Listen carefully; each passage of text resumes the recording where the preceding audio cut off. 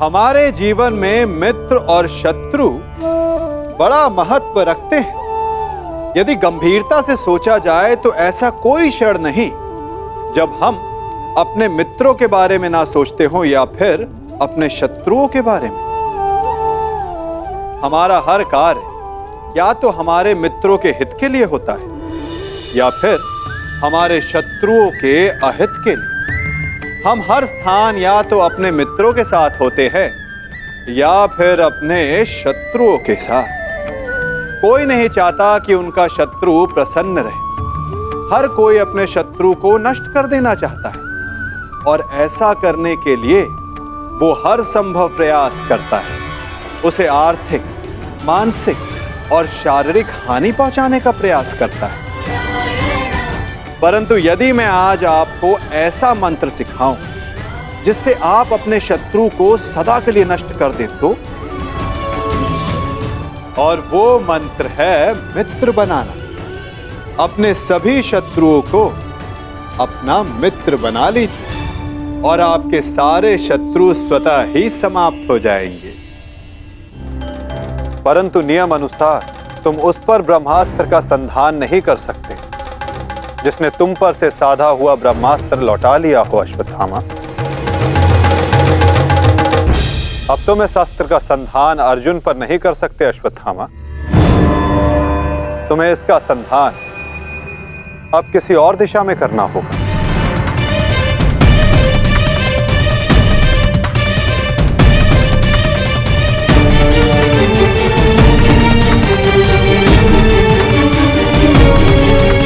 वासुदेव, इस युद्ध में हमारे नाश का कारण केवल आप हैं। आप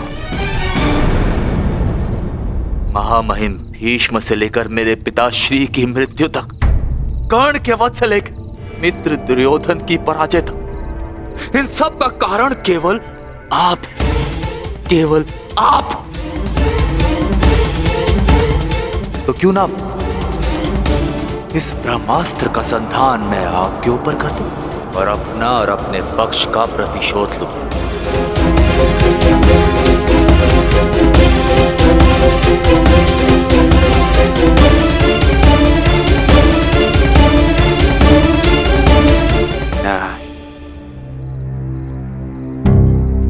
नहीं वासुदेव, नहीं।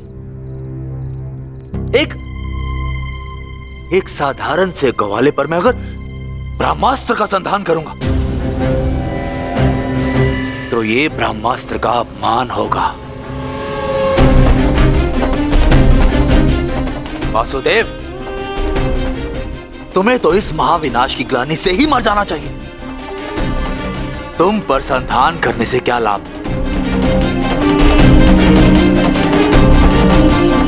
ज्येष्ठ भ्राता युधिष्ठिर, क्यों ना मैं इस ब्रह्मास्त्र का संधान तुम पर करूं?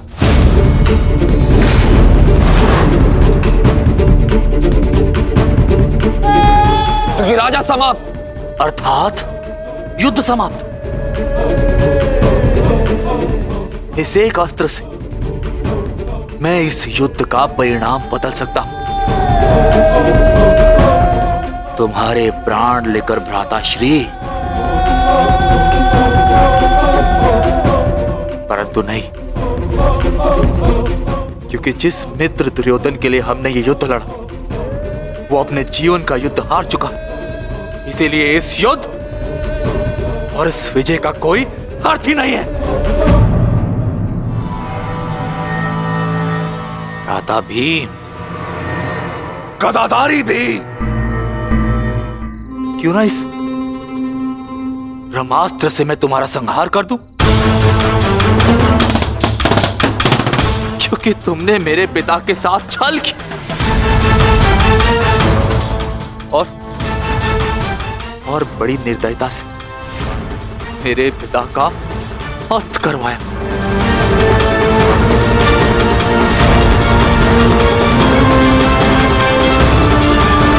परंतु नहीं। बताइए वासुदेव कि मैं इस ब्रह्मास्त्र का संधान किस पर करूं? उत्तर दीजिए वासुदेव, उत्तर दीजिए।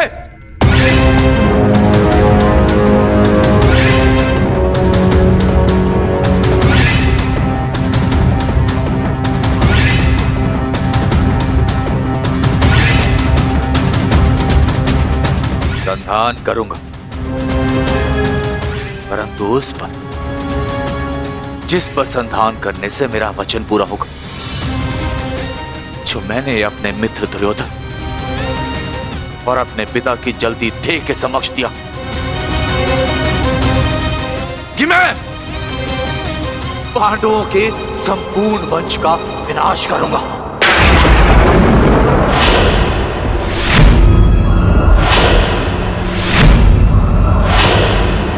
मैं द्रोण पुत्र अश्वत्थामा ये कामना करता कि मेरा ये ब्रह्मास्त्र गिरे उत्तरा के गर्भ पर, जहां पांडवों के वंश का अंतिम बीज पल रहा है।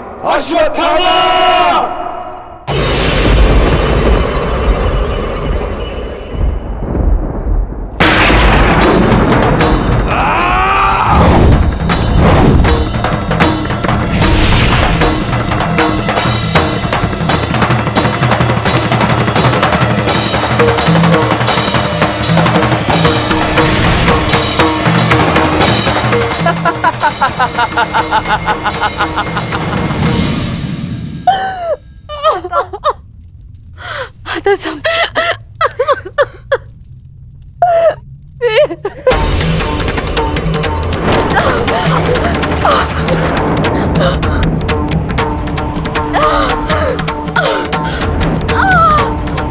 क्या हुआ पुत्री, तुम ठीक हो ना? पता नहीं माता, ऐसा लग रहा है जैसे किसी ने मेरे घर पर प्रहार कर दिया हो।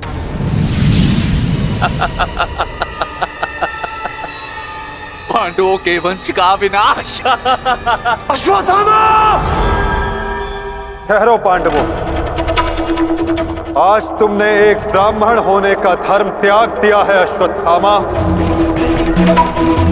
अपने इस दुष्कर्म के कारण आज तुम ब्राह्मण नहीं रहे, अपितु एक राक्षस बन गए हो।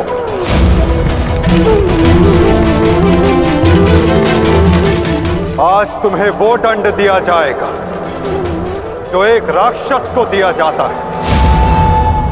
तुम्हें अपने दुष्कर्मों का परिणाम भुगतना होगा अश्वत्थामा।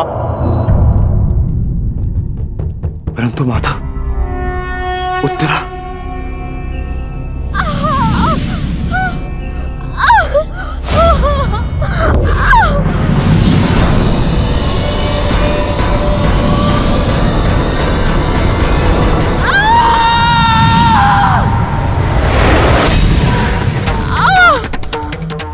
ब्रह्मास्त्र उत्तरा के गर्भ में प्रवेश कर चुका है पार्थ।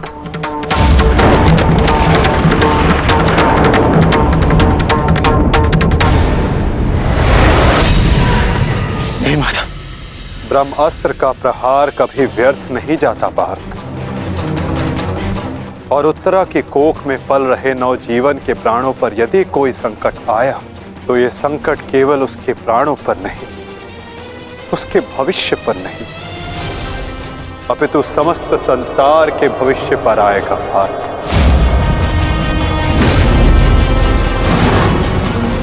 ये इस युग का अंत कहलाएगा पार्थ, अपितु इस नवजीवन की सुरक्षा करना आवश्यक है। धर्म के रक्षण के लिए इस नवजीव का जीवित रहना आवश्यक है पार्थ। माता रक्षा कीजिए, मेरी संतान पे कोई संकट आ रहा है।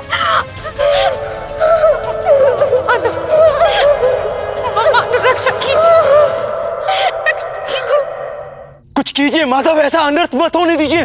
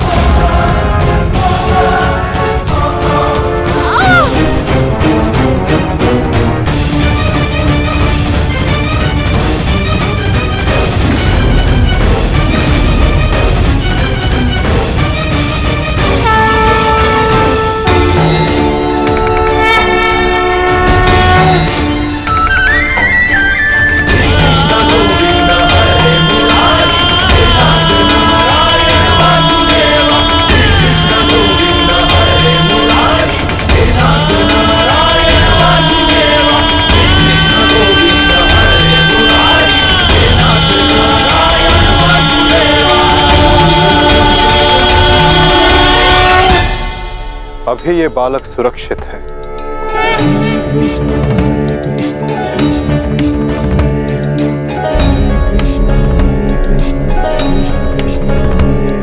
किंतु ब्रह्मास्त्र रूपी काल अभी भी इस पर घात लगाए बैठा है।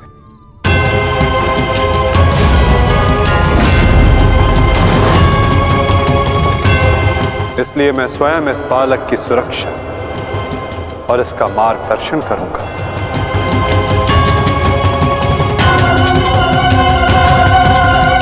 परंतु इस अद्भुत बालक की परीक्षा की घड़ी तो अब प्रारंभ हुई है। एक योद्धा की भांति इस बालक को इस संसार में जन्म लेना होगा, जो धर्म के मार्ग को प्रशस्त करेगा। एक योद्धा इस संसार में आने के पश्चात युद्ध लड़ता है, किंतु इस बालक को जन्म लेने के लिए संघर्ष करना होगा और जीवन की ये परीक्षा इसे स्वयं देनी होगी।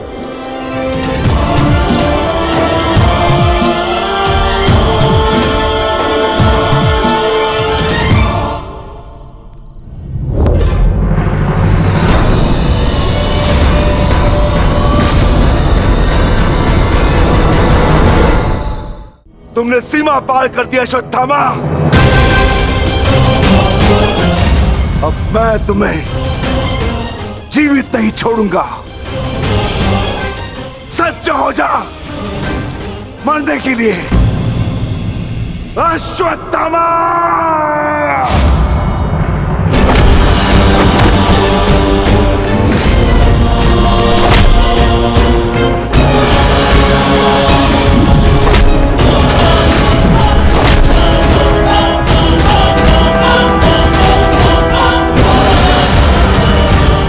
ठहरो विकोदर।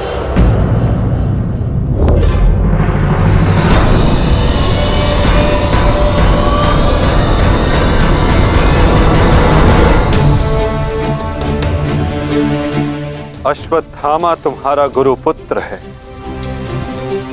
और जन्म से एक ब्राह्मण भी। इसकी हत्या का पाप तुम अपने सर पर ना लो विकोदर।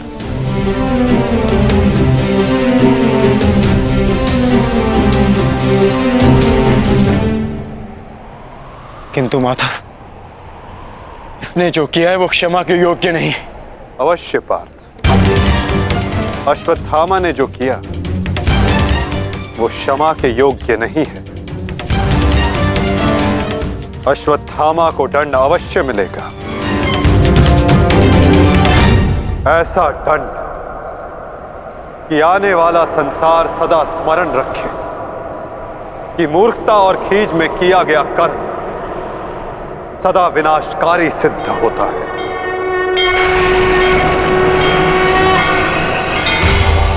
पार्थ, अश्वत्थामा के मस्तक की मणि निकाल।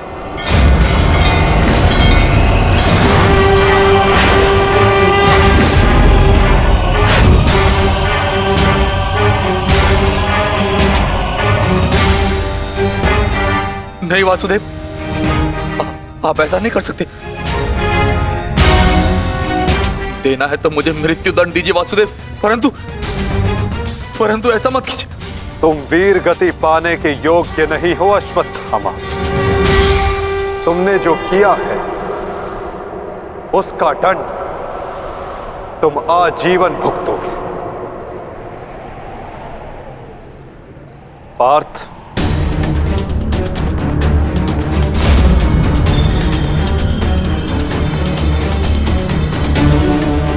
रुक जाओ अर्जुन, मैंने कहा मेरे पास मत आओ, रुक जाओ। धर्मा एव ततो हन्ति, धर्मो रक्षति रक्षितः, तस्मात् धर्मो न हन्त्यो, मानो धर्मो हतो वधि।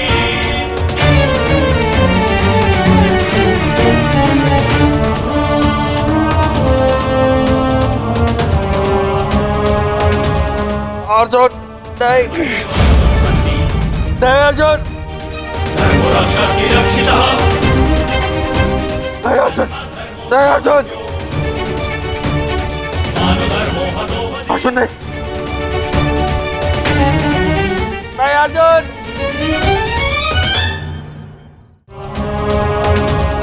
अर्जुन नहीं नहीं अर्जुन धर्मरक्षति रक्षितः नहीं अर्जुन नहीं अर्जुन मानधर्मो हतो अर्जुन नहीं वासुदेव क्षमा कर दीजिए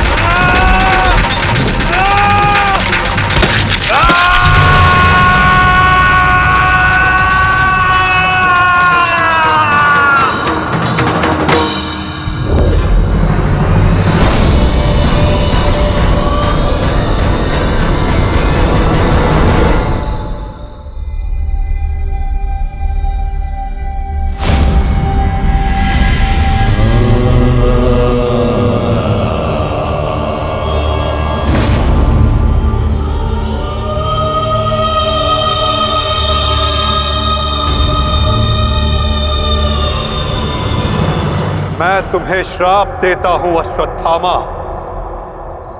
तुम्हारे ये घाव कभी नहीं भरेंगे।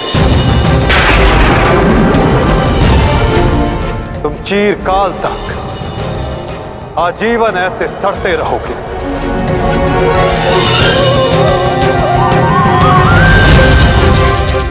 ये घाव लिए तुम जीते रहोगे अश्वत्थामा, और कलयुग तक समस्त संसार को संदेश दोगे कि पाप का भार असहनीय होता है। नहीं नहीं नहीं नहीं नहीं वासुदेव वासुदेव मुझे क्षमा कर दीजिए, मुझे मृत्यु दे दीजिए वासुदेव, परंतु ऐसा मत कीजिए। नहीं गुरुपुत्र, अब से तुम्हारा जीवन ही तुम्हारा दंड है।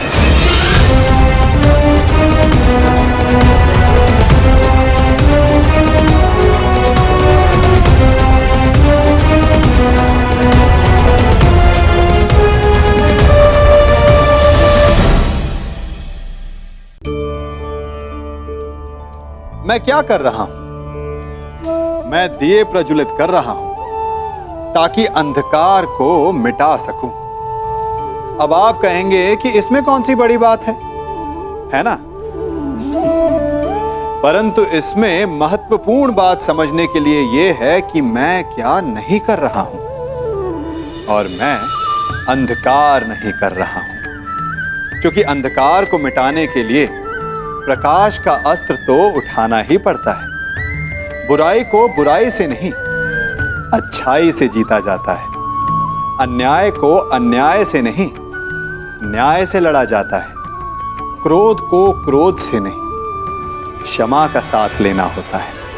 ठीक उसी प्रकार एक लोहा लोहे को काटता है, परंतु एक ठंडा लोहा ही गर्म लोहे को काट सकता है।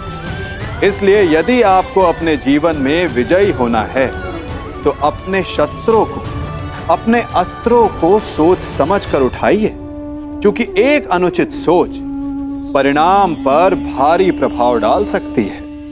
मैं तुम्हें श्राप देता हूं अश्वत्थामा, तुम्हारे ये घाव कभी नहीं भरेंगे। तुम चीरकाल तक आजीवन ऐसे सड़ते रहोगे।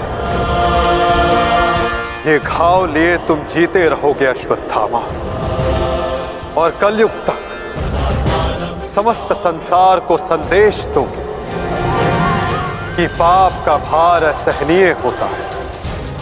नहीं नहीं नहीं नहीं नहीं वासुदेव, मुझे मृत्यु दे दीजिए वासुदेव, परंतु ऐसा मत कीजिए। नहीं गुरुपुत्र, अब से तुम्हारा जीवन ही तुम्हारा दंड है।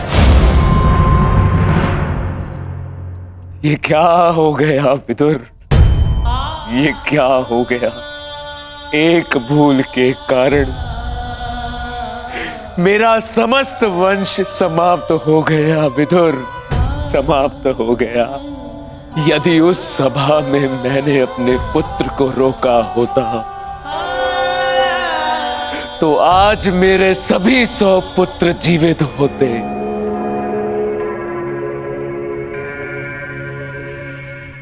किंतु अब समय आ गया है पश्चाताप करने का। जाओ विदुर और पांडवों को जाकर संदेश दो कि वो आकर अपना राज्य ग्रहण करें, और भीम से कहना कि वो मेरी सभा में आने से पूर्व वो मेरे समक्ष आए। मैं उस वीर से मिलना चाहता हूं जिसने अपनी प्रतिज्ञा पूर्ण करने हेतु मेरे 100 पुत्रों को काल की गाल में डाल दिया। जाओ विदुर, जाओ।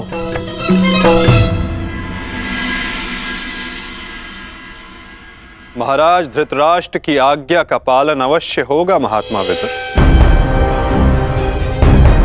कल पांडव उनके समक्ष अवश्य प्रस्तुत होंगे।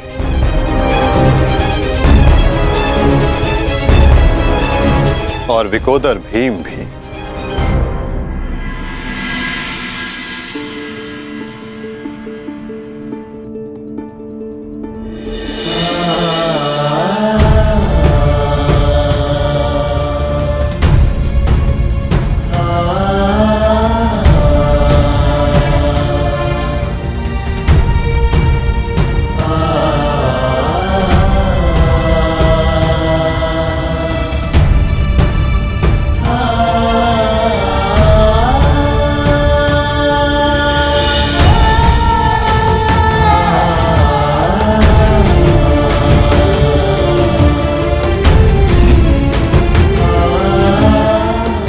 कल्याण हो पुत्रों।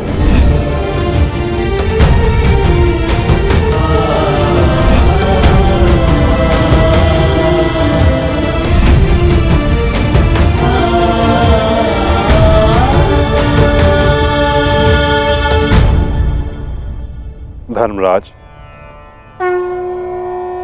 समय की गति सर्प के समान होती है। वो स्वयं चला जाता है परंतु अपने चिन्ह छोड़ जाता है। ज्ञानी पुरुष बीती से सीख लेकर आगे बढ़ जाते हैं। भूतकाल का स्मरण करके वो अपने वर्तमान और भविष्य को समाप्त नहीं करते। अब समय आ गया है अपना अधिकार लेने और प्रजा को उसका अधिकार दिलाने का। धर्मराज, तुम धर्म युद्ध जीत चुके हो, अब धर्म की स्थापना करो। धर्मराज, आगे बढ़ो।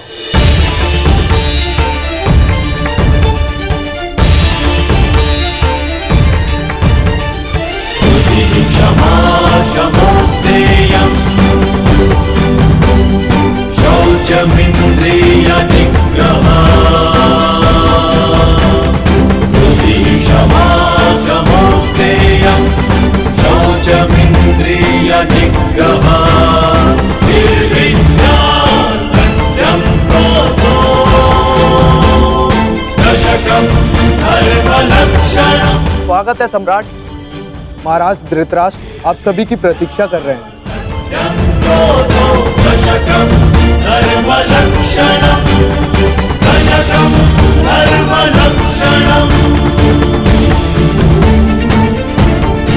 ठहरो सैनिक।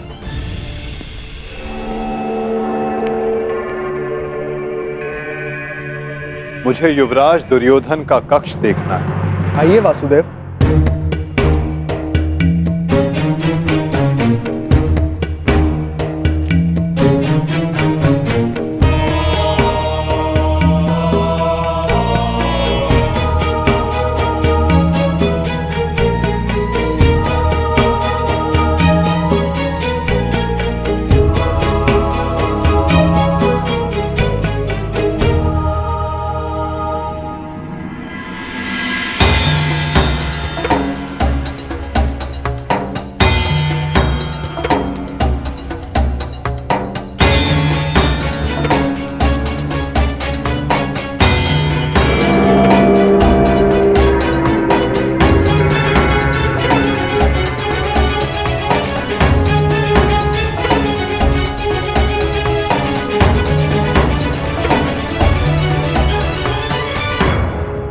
इस लौह प्रतिमा का उपयोग युवराज अपने युद्ध अभ्यास के लिए किया करते थे। किंतु ना अब दुर्योधन शेष है, ना युद्ध। अब इस प्रतिमा का स्थान बदलने का समय आ गया है।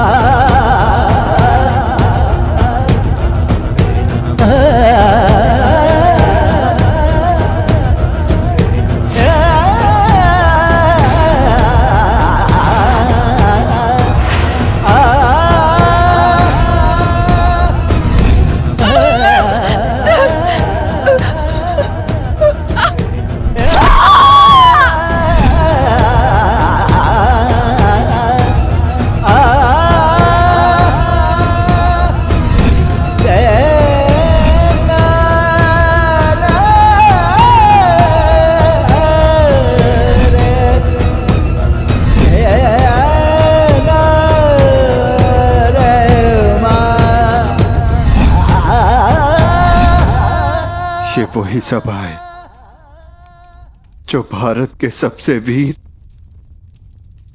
और महान महारथियों से सजी रहती थी, और आज ये रिक्त है। वो एक अशुभ दिन था, वो एक द्यूत सभा जो मेरे 100 भाइयों और उन सभी महारथियों के विनाश का कारण बनी। 100 नहीं, 101 101 भाई थे भ्राता भीम, कौरव और ज्येष्ठ कर्ण। सारी प्रतिज्ञाएं पूर्ण हो गई। यदि कुछ खाली है तो ये सभा। तुम सब विलाप ना करो।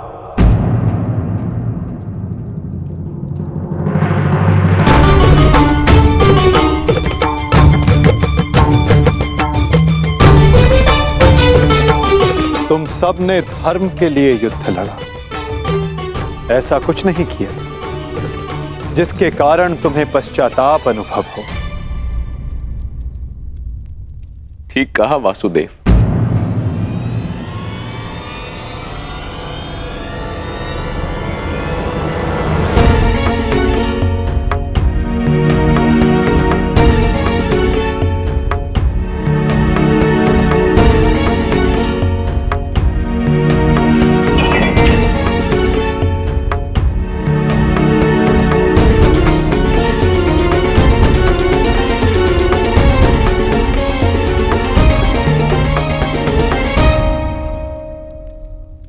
पश्चाताप तो मुझे करना चाहिए। एक राजा का कर्तव्य होता है अपनी प्रजा को उन्नति के द्वार तक लेकर जाना,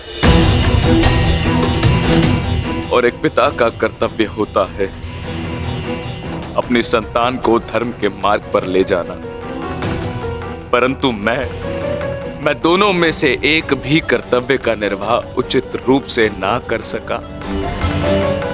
यदि आज ये सभा रिक्त है तो उसका कारण मैं ही हूं वासुदेव। भीम, तुमने मेरे 100 पुत्रों का वध किया है, किंतु अब मुझे तुम्हारे भीतर अपने वो 100 पुत्र अनुभव होते हैं। पुत्र, एक बार केवल एक बार एक अभागे पिता के आलिंगन में आ जाओ। मुझे ऐसा लगेगा कि मैंने अपने सभी पुत्रों को अपने आलिंगन से लगा लिया है।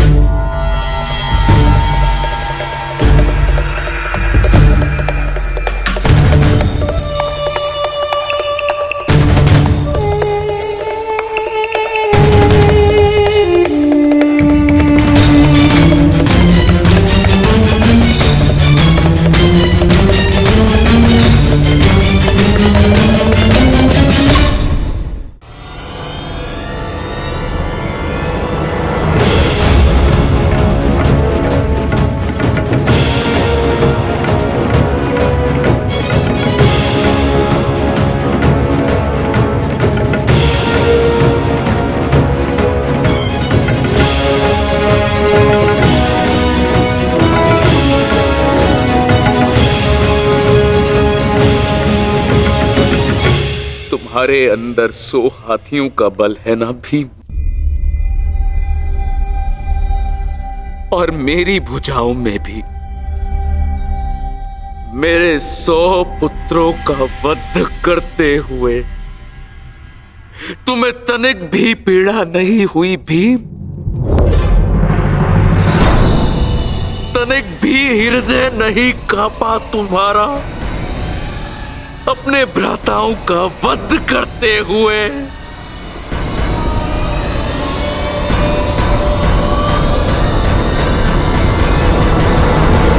दुर्योधन, ये तुम्हारे लिए है पुत्र।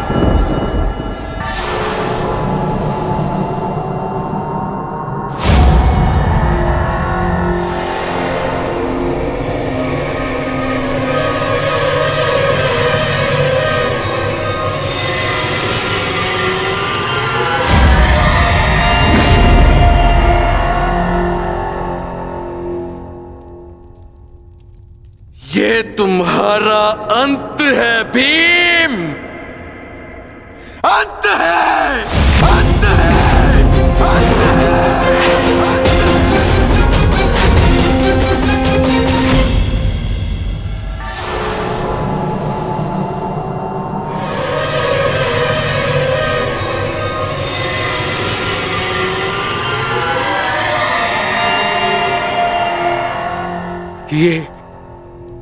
ये मैंने क्या कर दिया? मैं भी पुत्र हंता हो गया। ये मैंने क्या कर दिया देव? भ्राता पांडु, मुझे क्षमा कर देना भ्राता पांडु।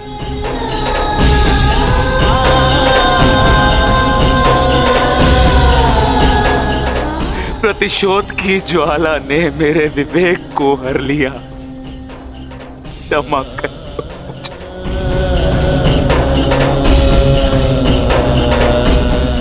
पुत्र भीम,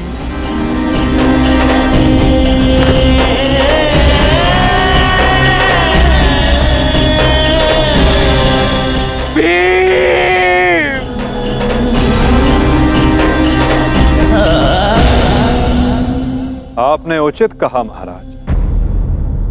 जब मनुष्य का विवेक हर जाता है तो उसके पांव स्वतः ही पाप की ओर बढ़ जाते हैं। किंतु अभी समय नहीं आया है महाराज कि आप अपने भाई से क्षमा मांगे। आपके पुत्र विकोदर भीम अब भी जीवित हैं।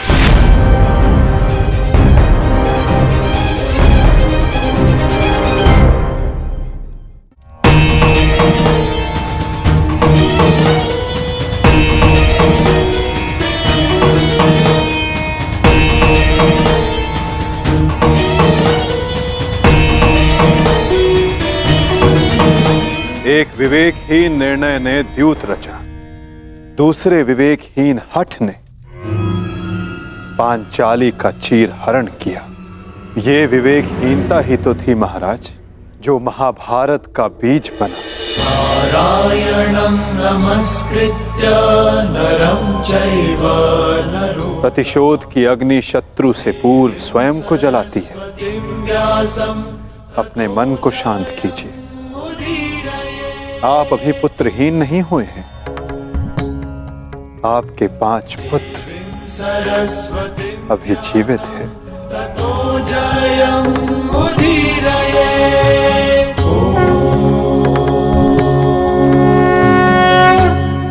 अपने मन की अग्नि को शांत कीजिए। किंतु मेरे मन की अग्नि शांत नहीं होगी वासुदेव।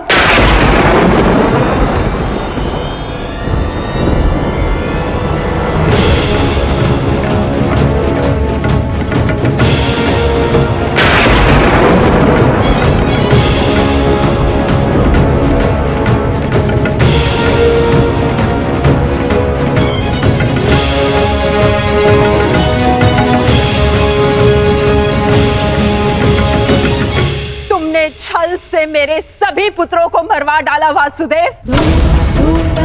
मैंने प्रयास किया कि मेरा एक पुत्र शेष रह जाए, परंतु उस प्रयास को भी तुम्हारे छल ने भंग कर दिया। श्री बलराम को भी अपने कपट में उलझाकर मौन करवा दिया तुमने, परंतु इस माता की ममता अब मौन नहीं रह सकती। तुम्हारे छल से मेरे कुल का नाश हुआ है वासुदेव। मैं तुम्हें श्राप देती हूं कि जिस प्रकार तुमने मेरे कुल का अंत किया है, उसी प्रकार तुम्हारे कुल का अंत भी होगा।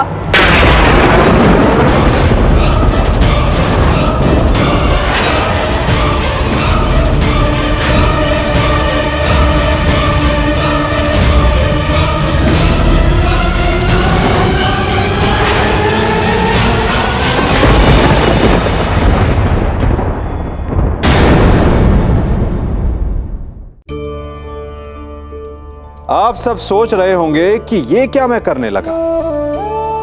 मैं इस पौधे को जड़ से उखाड़ रहा हूं। आश्चर्य हो रहा है ना कि एक पौधे को उखाड़ना या काटना ना केवल एक अपराध है अपितु पाप भी है। तो फिर मुझे ऐसा करने की क्या आवश्यकता पड़ गई? क्योंकि कई बार विनाश ही सृजन तक पहुंचाता है।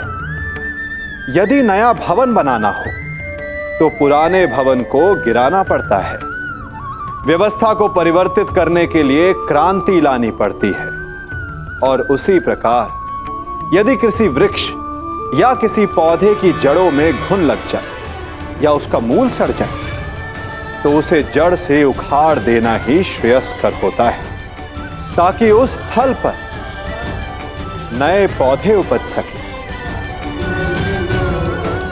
युद्ध करना पर्याय नहीं, परंतु कभी कभी शांति के लिए युद्ध करना आवश्यक हो जाता है। मैं तुम्हें श्राप देती हूं कि जिस प्रकार तुमने मेरे कुल का अंत किया है, उसी प्रकार तुम्हारे कुल का अंत भी होगा।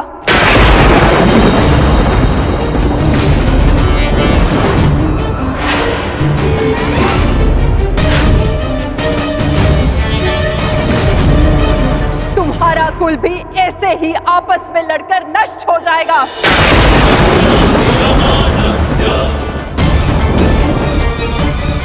मैं भाग्यशाली हूँ कि मेरे नेत्रों पर पट्टी बंधी है और मैं ये सब नहीं देख पाई, परंतु तुम ये महाविनाश अवश्य देखोगे। तुम स्वयं अपने कुल के महाविनाश का प्रारंभ करोगे वासुदेव।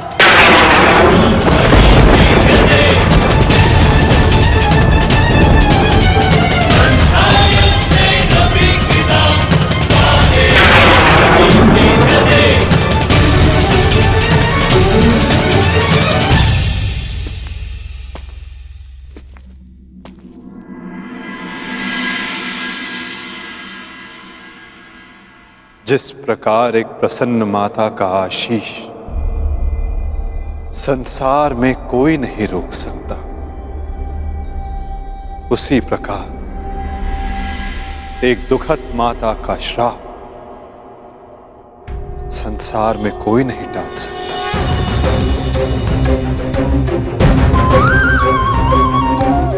मुझे आपका श्राप स्वीकार है माते।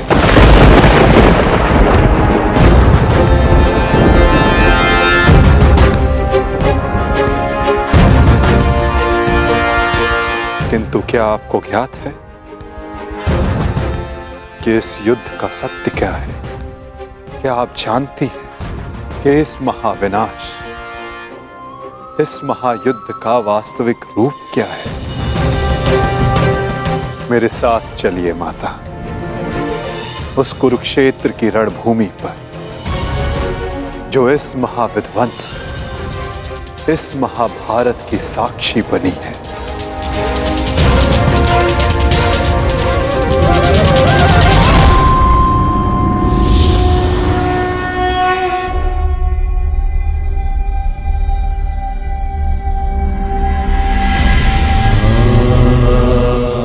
ये दुर्गंध कैसी वासुदेव? ये दुर्गंध उन वीरों के शवों की है जिन्होंने इस महायुद्ध में अपना बलिदान दिया है माता, परंतु जिन्हें अंतिम संस्कार का अवसर भी न मिला। ये दुर्गंध यहाँ हुए भीषण संहार के एक एक क्षण का अनुभव करा रही है मुझे। तुमने छल से मेरे एक एक पुत्र का वध कराया है वासुदेव। अपने दिए गए श्राप पे मुझे कतई भी पश्चाताप नहीं है। इस युद्ध से किसी को कुछ प्राप्त नहीं हुआ। ये युद्ध सबके लिए दुर्भाग्य ही साबित हुआ है और तुम्हारे लिए भी ये दुर्भाग्य ही साबित होगा। और आज मेरे श्राप के रूप में तुम भी उस युद्ध से दुर्भाग्य ही लेकर जाओगे। जब आप मुझे अपराधी मान ही चुकी हैं, जब आप मुझे दंड दे ही चुकी हैं, तो आप मेरा कोई स्पष्टीकरण भी स्वीकार नहीं करेंगी माता।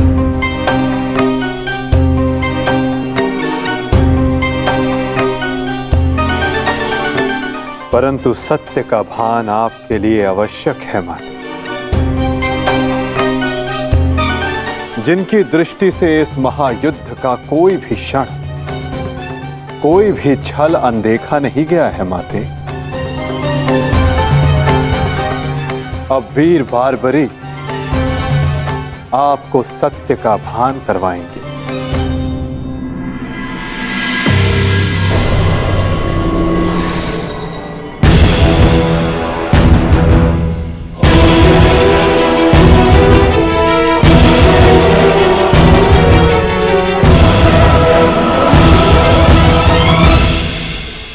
अब आपके समक्ष वीर बारबरीक है गांधार पुत्री, जो आपके पौत्र भी हैं, जो इस युद्ध के एकमात्र दर्शक हैं।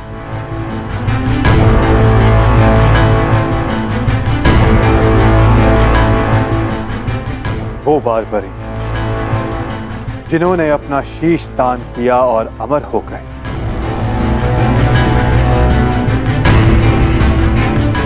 अब वही आपको सत्य का ज्ञान करवाएंगे।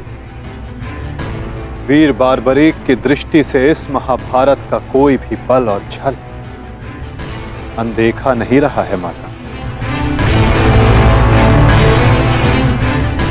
अब बारबरीक आपको सत्य बताएंगे। पुत्र बारबरीक, तुम स्वयं बताओ, क्या वासुदेव ने छल से मेरे पुत्रों का वध नहीं करवाया है? यदि तुमने इस युद्ध का एक एक क्षण निष्पक्ष होकर देखा है, तो बताओ, कौरव वंश के वट वृक्ष महामहिम भीष्म, जिन्हें इच्छा मृत्यु का वरदान था, क्या वासुदेव ने उन्हें अपने छल से धराशाही नहीं करवाया है? क्या वासुदेव ने द्रोण पुत्र अश्वत्थामा की मृत्यु का छल रचकर आचार्य द्रोण का वध नहीं करवाया है? क्या मेरे पुत्र दुर्योधन की रक्षा कर रहे उसके मित्र कर्ण को छल से नहीं मरवाया है वासुदेव ने? पुत्र दुर्योधन पर युद्ध के नियमों के विरुद्ध जाकर प्रहार किया गया, क्या वो वासुदेव का छल नहीं था? मेरे समस्त 100 पुत्रों के वध का कारण केवल वासुदेव है। क्या ये भी सत्य नहीं है बार्बरिक?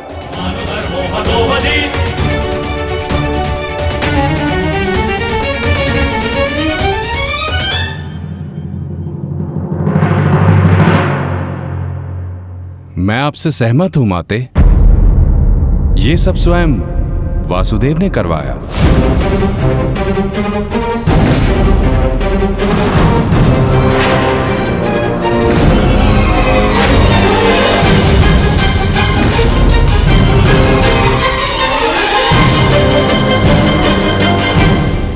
परंतु माते, आप किन 100 पुत्रों की बात कर रही हैं? कौन भीष्म, कौन कर्ण, कौन द्रोण और कौन अभिमन्यु? सत्य तो यह है माते कि कुरुक्षेत्र में कोई था तो केवल एक पुरुष, वासुदेव कृष्ण। ना कोई भीष्म, ना कोई द्रोण और ना ही अंगराज कर्ण। जिस पर प्रहार हुए वो वासुदेव ही थे, और जिसने प्रहार किए वो भी वासुदेव ही थे। उनके अतिरिक्त कुरुक्षेत्र में कोई और उपस्थित नहीं था माते। ये तुम क्या कह रहे हो बर्बरिक? इसका क्या अर्थ है? इसका अर्थ शब्दों से नहीं, दृश्यों से समझ आएगा राजमाता।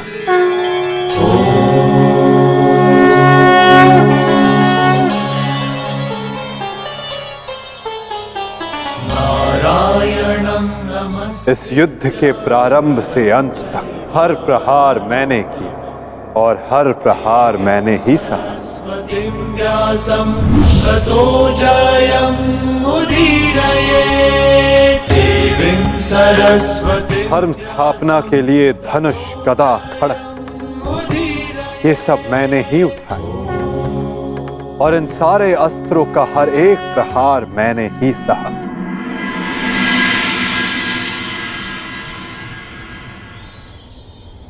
बाण चलाने वाला मैं ही था।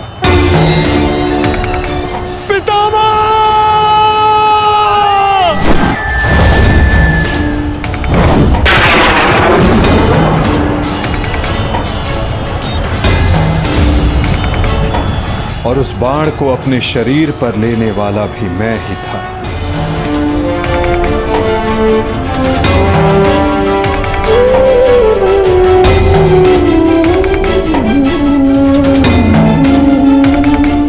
महामहिम भीष्म के रूप में भी मैं ही था और अर्जुन के रूप में भी मैं ही था।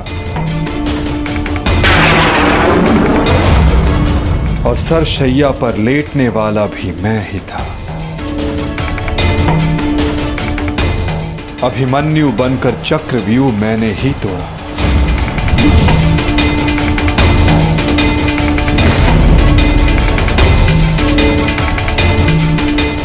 वापस आओ अभिमन्यु, लौट आओ, व्यूह में प्रवेश मत करो। विश्वास कीजिए दात्री, मैं इस चक्रव्यूह को तोड़ सकता हूं और यदि मेरा सर कट भी जाए तब भी आपका सर गर्व से उठा रहेगा। और उस दिन मुझे ही घेर कर मारा गया।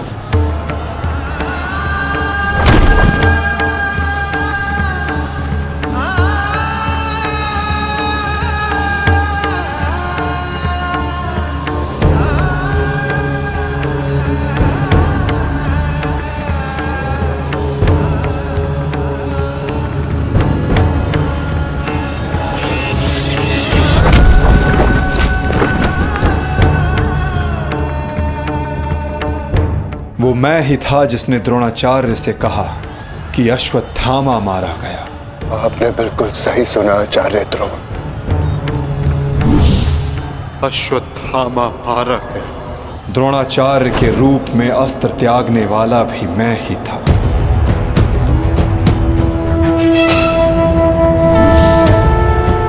परंतु वो एक मनुष्य नहीं, एक हाथी था।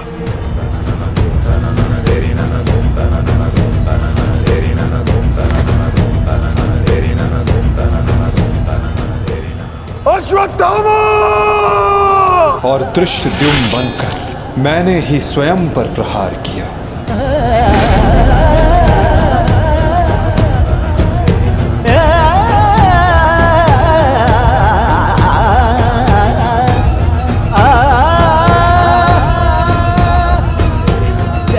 और कर्ण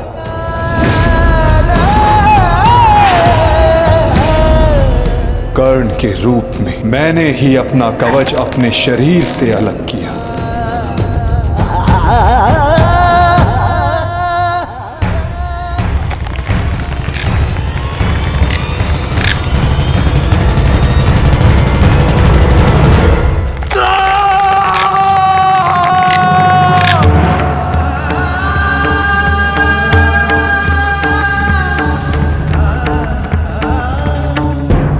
और युद्ध के मध्य में मेरे ही रथ का चक्र धंसा और मेरे ही आदेश पर मैंने ही स्वयं पर अंजलि का अस्त्र चलाया। अंगराज को मुक्त करो पार्थ, अंजलि का अस्त्र का प्रयोग करो।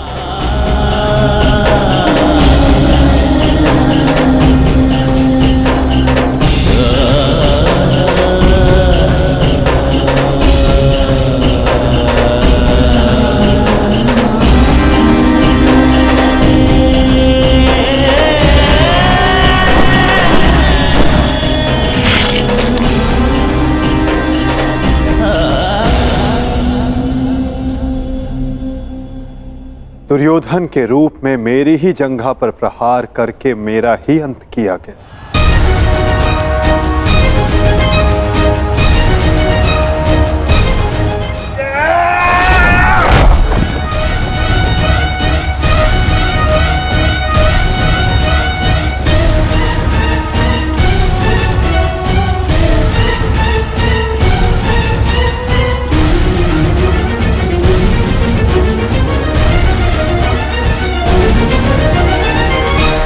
द्रुपद हो या धृष्टद्युम्न, विकोदर भीम हो या अर्जुन, सब में मैं ही था।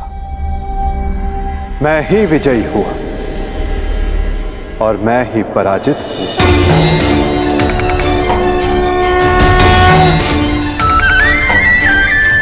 सबसे अधिक प्रहार मैंने की, सबसे अधिक घाव मैंने ही खाया।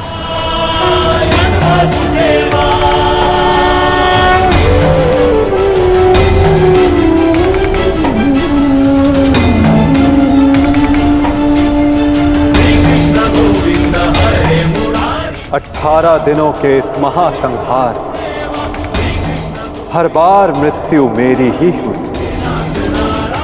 गिरता था जो घायल होकर रणभूमि में वो मैं ही था। अश्वत्थामा के अंगों से रक्त पीप श्वेत बनकर मैं ही युग युगांतर तक भटकूंगा। जीवन मैं तो मृत्यु भी मैं ही।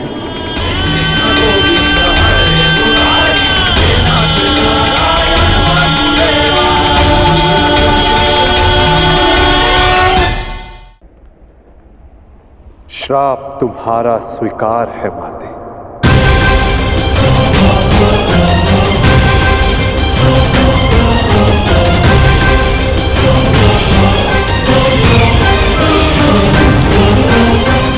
परंतु जब सब आपने किया तो ये माया क्यों मेरे वासुदेव? आप सब एक क्षण में ठीक कर सकते थे, तो फिर ऐसा आपने क्यों नहीं किया? फिर उन प्रतिज्ञाओं का क्या होता माते? जो सबने ली थी, उन अपराधों के दंड का क्या होता जो सबने किया? उन कष्टों का पुरस्कार क्या होता जो धर्म ने सहे? उस सीख का क्या होता जो इस युद्ध में हुए हर मृत्यु से मानव जाति को मिले और जो संसार में प्रलय आने तक उनका मार्गदर्शन करेगी?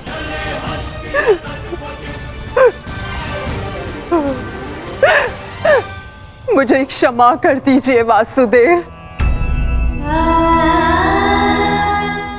मेरा श्राप वापस नहीं लिया जा सकता, परंतु क्षमा अवश्य मांगी जा सकती है वासुदेव। अपने पुत्र मोह में खोकर मैं उचित और अनुचित का भेद भूल गई थी। मुझे क्षमा कर दीजिए केशव कि उस हो रहे अधर्म के विरुद्ध ये गांधारी अपने स्वर ना उठा पाए। क्षमा कर दीजिए।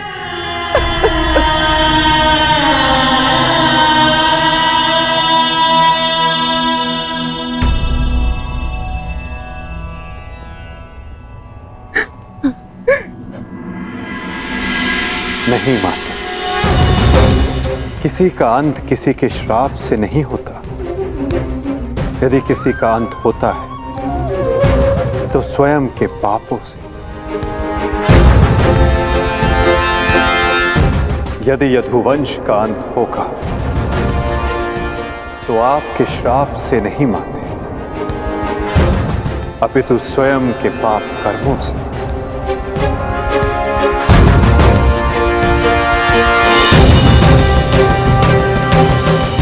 जब जब समाज में अपराध बढ़ेगा, एक महाभारत सामने आएगी। अपने ही अपनों को काटेंगे, कभी कुरुक्षेत्र में तो कभी द्वारका में।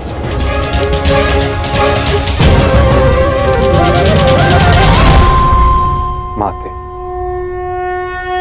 यदि आप कुछ करना चाहती हैं तो अपने मन के इस प्रतिशोध की अग्नि को शांत कीजिए और पांडवों को आशीष दीजिए। युधिष्ठिर का राज्य अभिषेक करवाइए और धर्म स्थापना में आपका ये योगदान और आपका आशीष आवश्यक है माते।